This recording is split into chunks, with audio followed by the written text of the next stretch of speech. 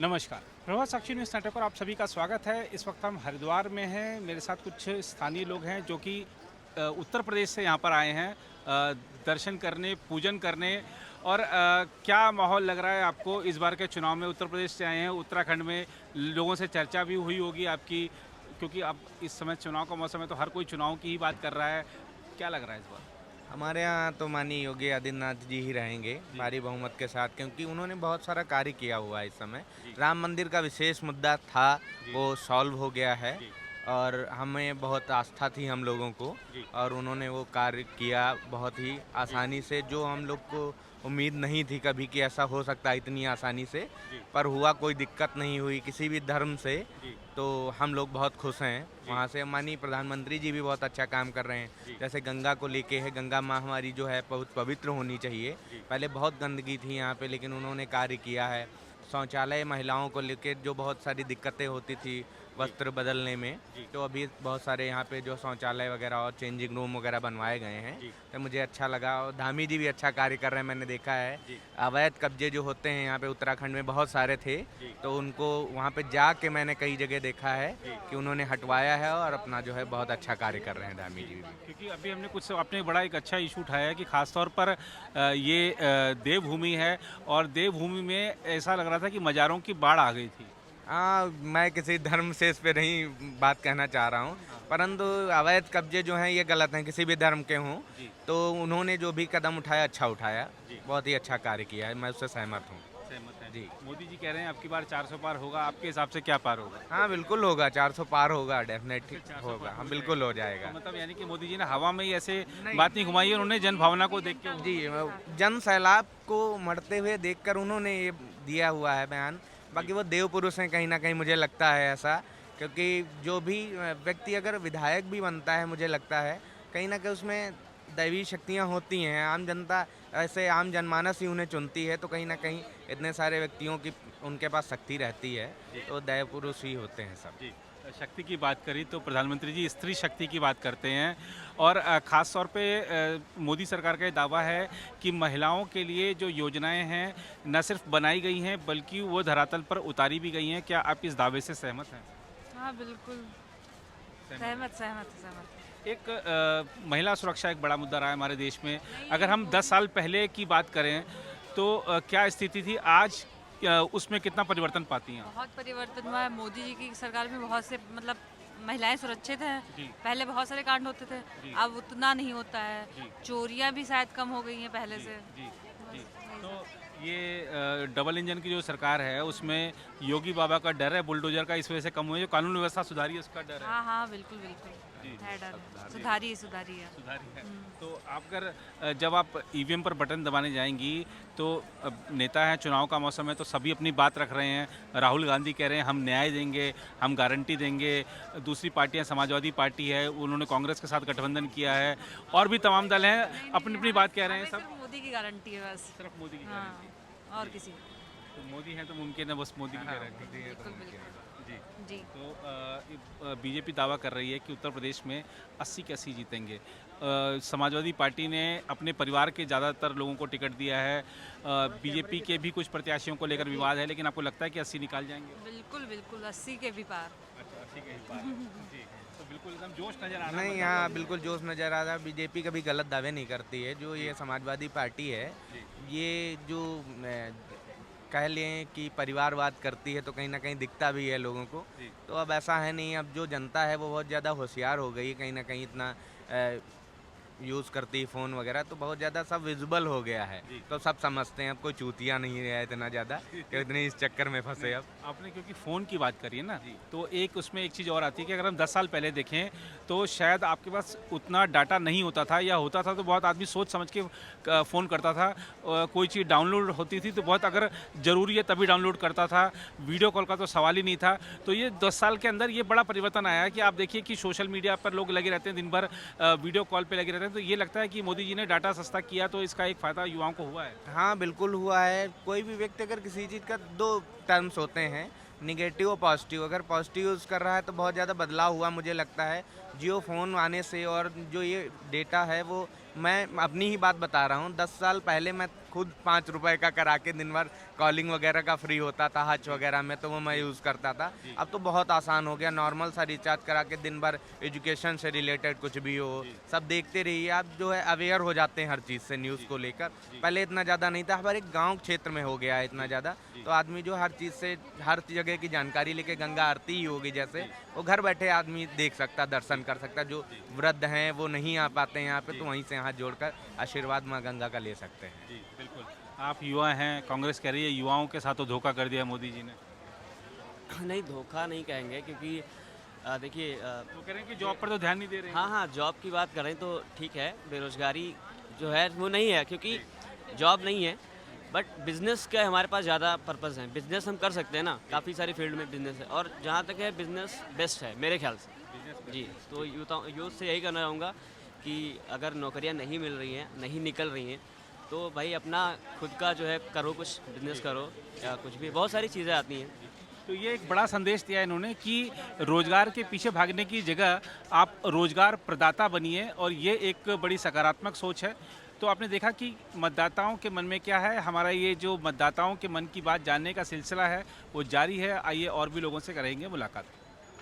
तो हरिद्वार में जनता के मन की बात जानने का ये दौर जारी है। हम आपको बता दें कि हम हरी की पौड़ी पर हैं और यहाँ पर बाहर से भी लोग आ रखे हैं। हमने आपको इस रिपोर्ट की शुरुआत में कहा कि हम स्थानीय लोगों के भी साथ हैं, तो स्थानीय लोगों के मन की भी बात जानते हैं कि उत्तराखंड में जो सरकार का दावा है कि पिछले 10 सालों में काम हुए हैं, वो आखिर कितने हुए हैं और क्या जनता उनसे संतुष्ट है। आइए बात करते हैं कुछ स्थानीय लोगों से। आपका शुभ नाम?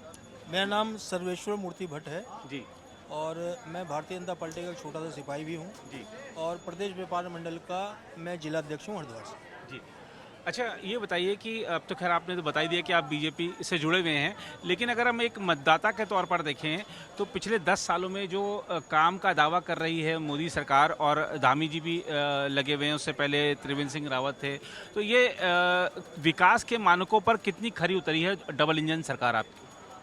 बहुत बढ़िया प्रश्न आपने किया जी और इसका जवाब तो जो इस बार के ये लोकसभा के चुनाव हैं, जी इस बार यहाँ पे भारतीय जनता पार्टी रिकॉर्ड मतों से जीतने जा रही है। जी जो कार्य 10 साल में हुए, मोदी के नेतृत्व में जो कार्य हुए, जी उसकी मोहर इस बार जनता अपने बैलेट पेपर पर लगाकर रिकॉर्ड मतों से यहाँ भारतीय जनता पार्टी के प्रत्याशी को जिताकर वो सिद्ध कर देगी कि क्या विकास कार्य हुए।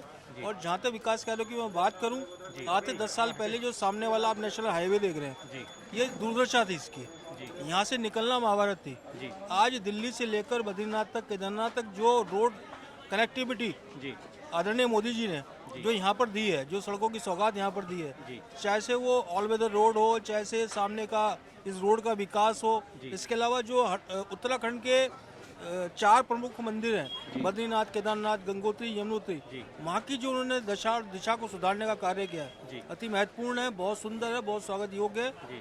और सबसे बड़ी बात, उत्तराखंड में कोई कल्पना नहीं कर सकता कि कभी रेल भी चल पाएगी।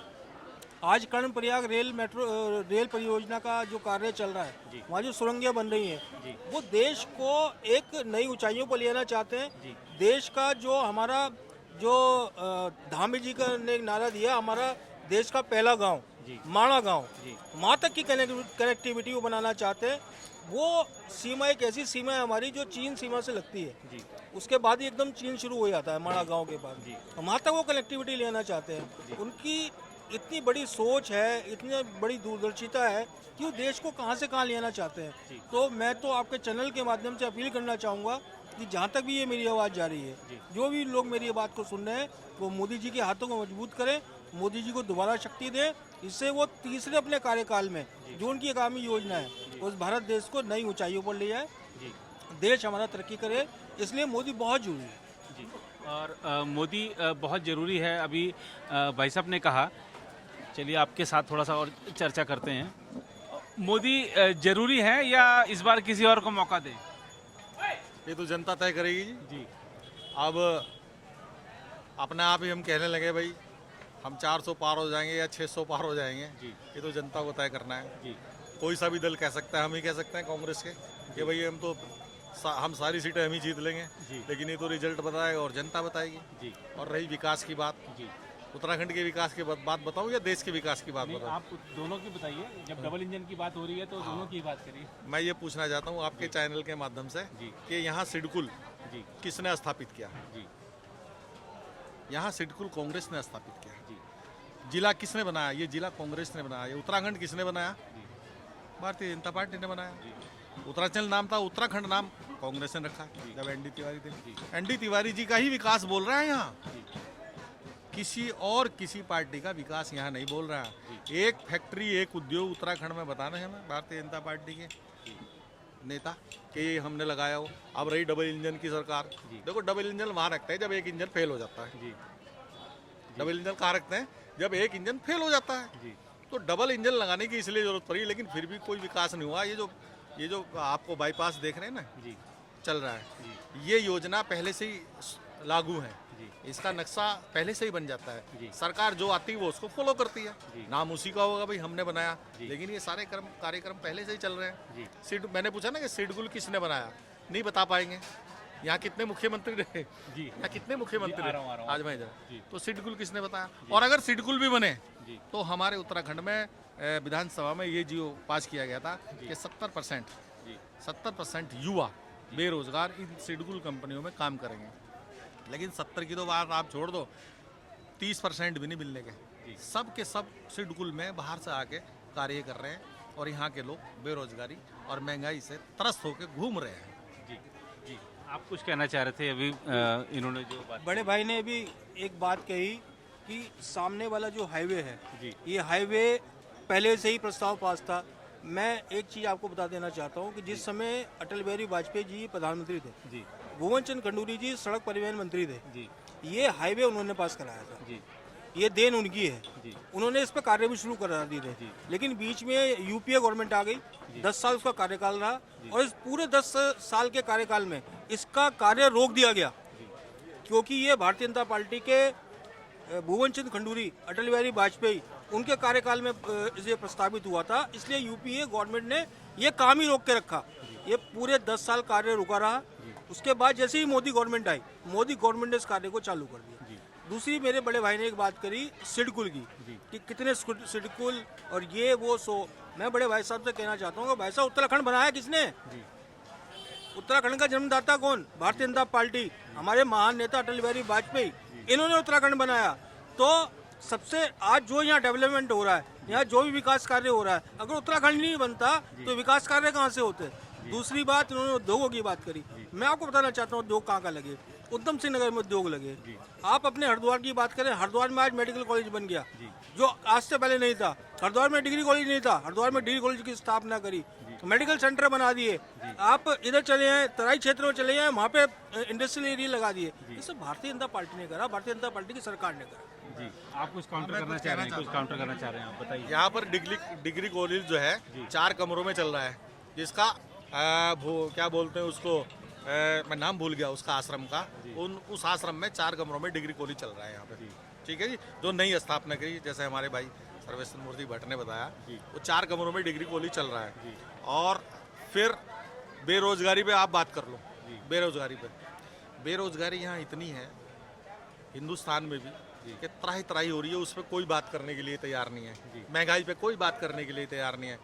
आप एक बात देखिए, आप सारी कंपनियां, कोई टीवी बना रही है, कोई स्कूटर बना रहा है, कोई कार बना रहा है, और कोई क्या बोलते हैं टीवी बना रहा है। इन सब पे आपको लोन मिलेगा, लेकिन जो जरूरत की चीज़ है खाना, उस पर कोई लोन नहीं देने का। किसी वो कह रहे हैं कि हम 80 करोड़ जो लोग हैं उनको अन्न दे रहे हैं। बिल्कुल 80 करोड़ लोगों को अन्न दे रहे हैं, तो वे और जो दूसरे लोग हैं वे क्या खा रहे हैं? 80 करोड़ के अलावा जो लोग हैं वो क्या खा रहे हैं? क्या आप किसी का 20-25 किलो राशन में खाली चावल और गेहूं में कोई घर चल सकता है? सरकार केवल गेहूं और चावल दे रही है, उसमें घर चल सकता है किसी का? कैसे खाएंगे उसको? जब गैस की कीमत 1000 रुपये सिलेंडर होगी, वो बनेगा कैसा आप मुझे बताइए। चलो चावल दे दिया, गेहूं दे दिया, वो बनेगा कैसा आप मुझे बताइए। आज दूध की कीमत कितनी है, चीनी की कीमत कितनी है, पत्ती की कीमत कितनी है? घर में जो मूलभूत जो मतलब जिससे जीवन बचा रहेगा, वे सारी चीजें तो महंगी। जी। और जिससे लेकिन आपने जो बातें कही ना एकदम जायज बातें कही हैं आपने, लेकिन समस्या ये है कि इसको विपक्ष मुद्दा नहीं बना पा रहा है। विपक्ष जो मुद्दे ला रहा है वो ऐसे हैं, कभी मान लीजिए बात होती है कि जाति जनगणना की बात होती है। हमने बहुत से लोगों में पूछा, हम लगातार फील्ड में हैं, जाति जनगणना ज़मीन पर मुद्दा नहीं है, लेकिन कांग्रेस पार्टी उसे ही सबसे बड़ा मुद्दा बनाकर कह रही है कि हम गिनती कराएंगे, लेकिन लोग उससे ऊपर उठना चाहते हैं, उससे बाहर निकलना चाहते हैं। तो मुझे लगता है कि जो महंगाई और बेरोजगारी की आपने बात करी है वो देश की असल समस्याएं हैं, लेकिन उसको या तो विपक्ष इतना बिखरा हुआ है उसको उठा नहीं पा रहा है, या उसको इतनी प्रमुखता मिल नहीं पा रही है।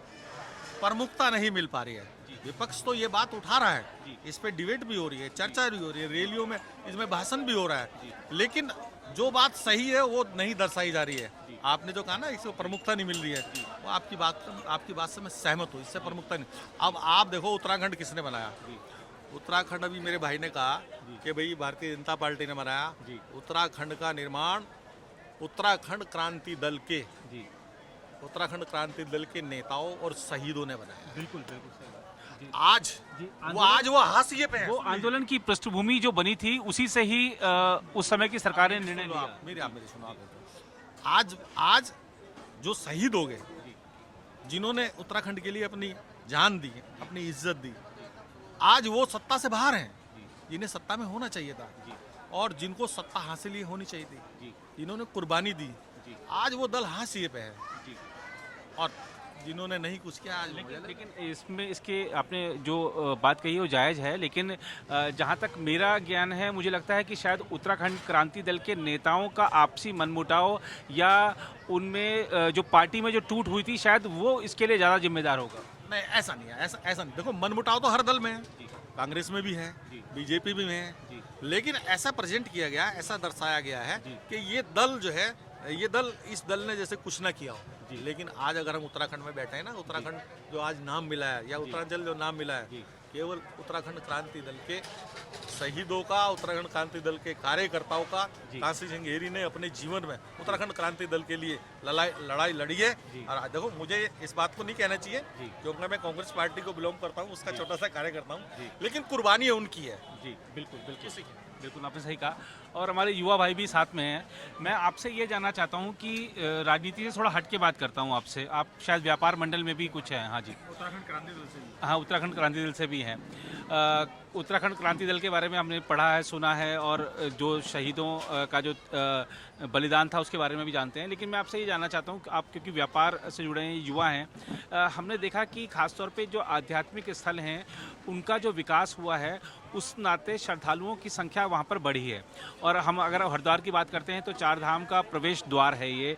बड़ी संख्या में जब कांवड़ यात्रा शुरू होती है तब भी बड़ी संख्या में यहाँ पर लोग आते हैं। तो आपको लगता है कि जो अध्यात्म से पर्यटन को जोड़ा गया है उससे जो स्थानीय व्यापारी हैं उनको लाभ हुआ है कुछ? देखिए, निश्चित रूप से कि जहाँ भी कोई धार्मिक स्थल है, व्यापारियों को उससे लाभ कहीं ना कहीं यहाँ मिलता ही है। परंतु एक व्यापारियों के साथ बहुत बड़ी एक समस्या है उत्तराखंड के अंदर भी, कि बाहरी लोगों का यहाँ पे एकदम ही प्रभाव ज़्यादा हो गया है, सरकारी भूमियों पे कब्जा हो गया है, जिसकी वजह से कहीं ना कहीं व्यापारियों को हानि भी झेलनी पड़ती है। क्योंकि एक वो व्यापारी ऐसा व्यक्ति है जो टैक्स भी देता है, बिजली भी देता है, पानी भी देता है, हर प्रकार के चंदे भी देता है सरकारों को। उसके बाद भी जब उसके व्यापार के ऊपर बात आती है, उसे संरक्षण देने वाला कोई नहीं होता, कहीं ना कहीं वो ठगा ऐसा रह जाता है इसमें। तो इसलिए व्यापारियों की कई बार आवाज़ रही कि व्यापारी आयोग का गठन किया जाए, ताकि हमारा एक प्रतिनिधि सरकार के अंदर हो। हमेशा सरकार किसी की भी रहे चाहे, लेकिन सरकार के अंदर हमारा प्रतिनिधि रहेगा तो उससे हम अपनी बातें बता पाएंगे। आज आप हरकी पौड़ी के आसपास की स्थिति देखिए कि वहाँ पे जगह जगह बाजार सजा दिए गए हैं सरकारी भूमियों पे, फुटपाथ पे व्यापारियों से अलग एक कब्जा करवा दिया गया है। और वो लोग कहाँ के होते हैं? वो लोग अन्य राज्यों के निकल के आते हैं। और आज हमारे उत्तराखंड के राज्य का जो युवा है वो दर दर भटक रहा है, उस पर रोजगार नहीं है। आपने देखा होगा उत्तराखंड में भी पूर्व के अंदर एक बहुत बड़ा आंदोलन हुआ बेरोजगार संघ का। आप ये बताइए, बेरोजगार संघ बनता है या कहीं? कहाँ बनता है? जब बेरोजगार होते हैं उसमें। आज हमारे बॉबी पवार जी जो टिहरी से हमारे समर्थन उत्तराखंड क्रांति दल का जो लड़ रहे हैं, लड़ाई लड़ रहे हैं, बेरोजगारों की लड़ाई लड़ रहे हैं। क्यों लड़ रहे हैं वो? क्योंकि उत्तराखंड में बेरोजगारी हुई है। अभी हमारे एक भाजपा के प्रतिनिधि जी ने कहा, हमारे भाई साहब ने, कि उत्तराखंड राज्य को अटल बिहारी वाजपेयी जी ने बनाया है। उत्तराखंड राज्य को उन शहीदों ने बनाया है जिन्होंने सपना देखा था उत्तराखंड राज्य का, कि एक हमारा ऐसा प्रदेश होगा जहाँ सुख होगी, शांति होगी, हमारे पे मूलभूत सुविधाएं मिलेंगी। आप ये देखिए कि बिजली है, पानी है, हमारे को मूलभूत सुविधाओं के लिए कितना अमाउंट देना पड़ रहा है। जो व्यक्ति 500 रुपये रोज 400 रुपये रोज कमाने वाला है वो एक बड़ी अमाउंट बिजली पानी की उसमें दे देता है, जबकि ये ऊर्जा प्रदेश है। हम बिजली बनाते हैं, हम अन्य राज्यों को प्रदान करते हैं बिजलियाँ, परंतु क्या है हमारे साथ आज स्थिति कि आज हमारा एक बहुत बड़ा महीने का अमाउंट एक बिजली पानी में चले जाता है। तो हमारी सरकारों ने आज तक क्या करा, उत्तराखंड के लिए क्या करा, उन शहीदों के लिए क्या करा। आज स्थिति ऐसी है इस प्रदेश की कि ये प्रदेश कर्जे में डूबता जा रहा है, परंतु कोई भी सरकारें चाहे वो भाजपा की रही हो कांग्रेस की रही हो, उन्होंने केवल उत्तराखंड को लूटने का ही काम किया है। तो ऐसा कम ही अवसर देखने को मिलता है जब हम आम जनता के बीच में जाएं और वहां पर विभिन्न दलों के सामान्य कार्यकर्ता बता रहे हैं सब अपने आप को, तो सामान्य कार्यकर्ता वहां पर मिल जाए विभिन्न दलों के, तो ऐसे में जो चीज़ें भी हैं वो सभी दलों के मन की क्या बात है वो निकल कर आती है। तो आपने यहाँ पे बीजेपी की बात सुनी, आपने कांग्रेस की बात सुनी, आपने उत्तराखंड क्रांति दल की बात सुनी। फिलहाल इस रिपोर्ट में इतना ही। कैमरामैन निहाल सिंह के साथ मैं नीरज कुमार दुबे, हरिद्वार से प्रभा साक्षी न्यूज़ नेटवर्क के लिए। अगर आप भी लेना चाहते हैं देश दुनिया की तमाम जानकारी तो आज ही सब्सक्राइब करें हमारे चैनल को। साथ ही नीचे दिए बेल आइकन को जरूर दबाएं ताकि हर अपडेट आप तक पहुंच सके।